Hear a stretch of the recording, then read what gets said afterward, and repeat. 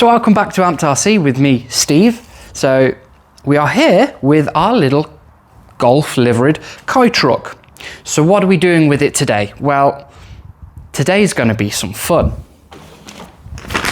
I've got a set of wheels and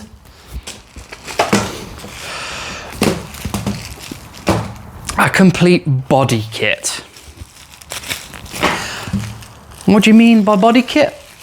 Oh, I've got a full set, side skirts, rear bumper, front bumper, and a new set of wheels.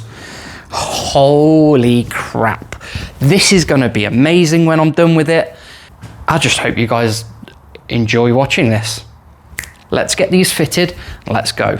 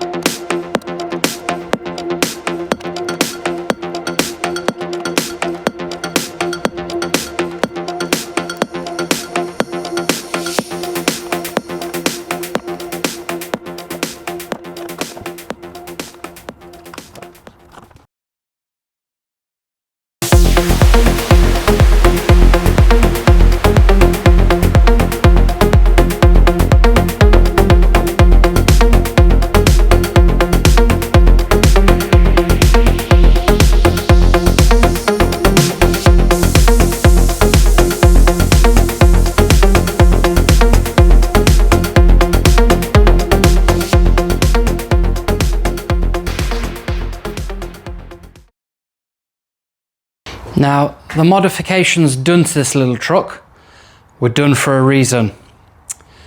What reason is that, you ask? Well, let's find out.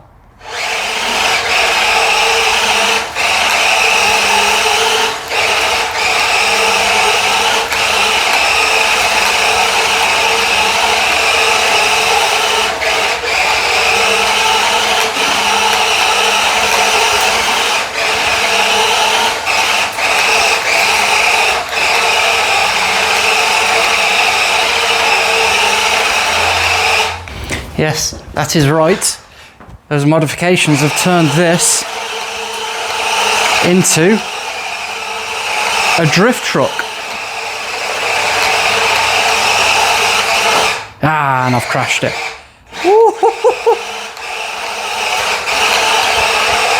And to be fair, for a four-wheel drive, ooh, that was close. For a four-wheel drive, this drifts really nicely. Now, in one of my earlier videos, it was the Christmas Secret Santa present where I ripped into it because it was four-wheel drive, and I said that the Aldi RC 1801 is better because it's rear-wheel drive, and a few comments have agreed with me. Now, you're probably thinking, well, why am I saying that this thing's brilliant if it's four-wheel drive? Now, the reason this thing is good is because it's got a solid rear axle and an open front axle. So what do you mean by that? So a solid rear axle is that there is no differential movement. So when you turn a corner, the inside wheel will always turn less than the outside wheel because the inside is going around a smaller circle than the outside. So the differential is to allow the slip of the gears in the diff to allow the two wheels to turn at different speeds. That is an open diff, which is what the front is. A solid rear diff or solid rear axle means that both wheels will turn at the same speed at the same time. So they will always want to go forward. So when you turn, the rear is wanting to carry on forward, which means because the front isn't going forward, the back can only do one thing, which is overtake the front. So it initiates a drift. And because you've got shiny tyres on it, it allows the vehicle to drift. Usually you would just spin out in a complete 360, but not on this. The open front diff allows you to be able to control.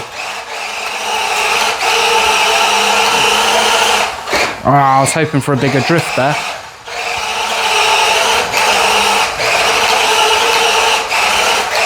Now, it's not as controlled as a proper 1/10 drift car would be, especially as this got a live rear axle, so that's on leaf springs as well. But it drifts. Ooh, it drifts fairly decently, you know. The two-stage steering and throttle definitely make a difference, but it is very loud. So this is on stage 1 steering and throttle, and it doesn't want to drift whatsoever. It will just turn, even on the solid plastic tyres. So this is stage 2 throttle.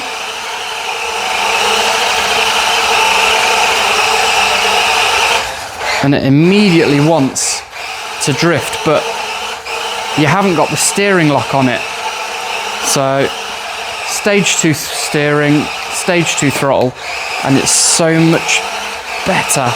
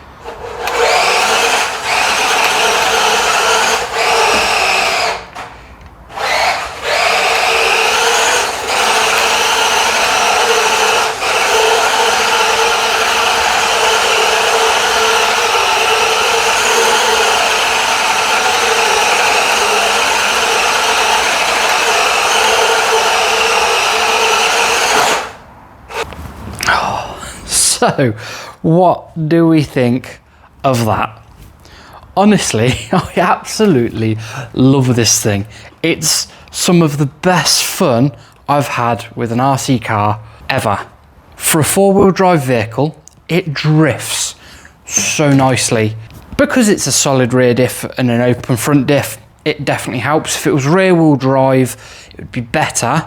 And the addition of the wheels and the body kits this thing turn it from what was just a nice looking K truck that you could potter about with. Couldn't really do much with it. It's not an off-road vehicle, it's not a crawler, it's not a race car or anything like that. It was interesting. The D14 is an interesting car, but then you put the wheels on it, you put the body kit on it, and it absolutely transforms this thing. It looks completely different. It looks amazing. I absolutely love this thing. The only reason I'm ending the video here is because I've run it out of battery. If the battery hadn't died, I'd still be filming now. You wouldn't see it because I end up cutting about 85% of all footage I record. And most videos I put out are 15 to 20 minutes long, so you can imagine how much footage I record. So yeah, I absolutely love this thing. It is so much fun. One downside I've found to fitting the body kit. So To fit the sides and the rear, you screw the 3 parts together, then you screw it to the bed of the truck. No problems, all went on straightforward. The front bumper, that was a little bit more faff, for lack of better words. So to be able to fit the front, because it gets screwed on, you have to take the bed off, the cab off, and the chassis apart. You have to unplug all the lights, then you have to take the cab or the interior out of the cab to then be able to screw the front bumper on. The little lights or the light buckets in it, they're incredibly fragile. Trying to take them out of the standard black front bumper of the D14, and I broke one of them, which is a bit disappointing. Granted, they're set up for lights, so you can put LEDs in them, so you have to have a certain plastic that won't melt under the intense heat of an LED, and that plastic just happens to be brittle. But other than that, I've absolutely loved this thing. It's been great fun fitting the body. Now, if you've watched a previous video, my review of the LDRC 1802, 06, one of them, it's the white RX-7. There will be a link up here somewhere, maybe over here, depending on where I put it. One of the big things I said about this is that it should come with attachable body kits as standard to be able to modify it to your taste, because it was a great looking car, and if it had the extra body kit additions like the old X mods did, it would be so much better.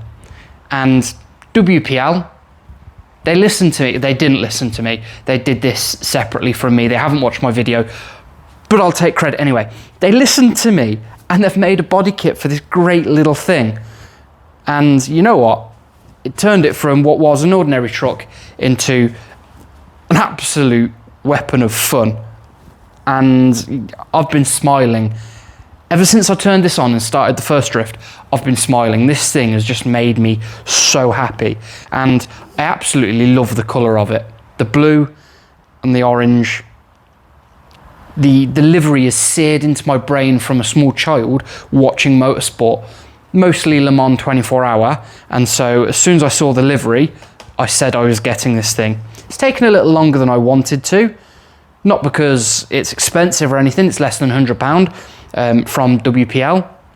Purely, it was other things I wanted to do and buy first. So, yeah, I absolutely recommend this thing. It's so much fun. If you've got an indoor hardwood area or a carpeted area that's not too deep a pile, go for it, enjoy it. If you've got kids that are into Kai trucks or Japanese culture as they're getting older, boom, happy. They will have so much fun. You will have so much fun. I really enjoyed this thing. Honestly, I loved it.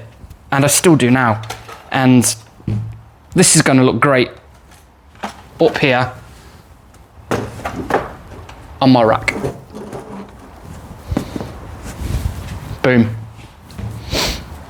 So thank you for watching the video about our D14 little Golf liveried Kai drift truck. If you've liked the video you've watched today, please give me a big thumbs up. And if you can, hit the subscribe button and don't forget to ring that notification bell to stay informed of every video I put out.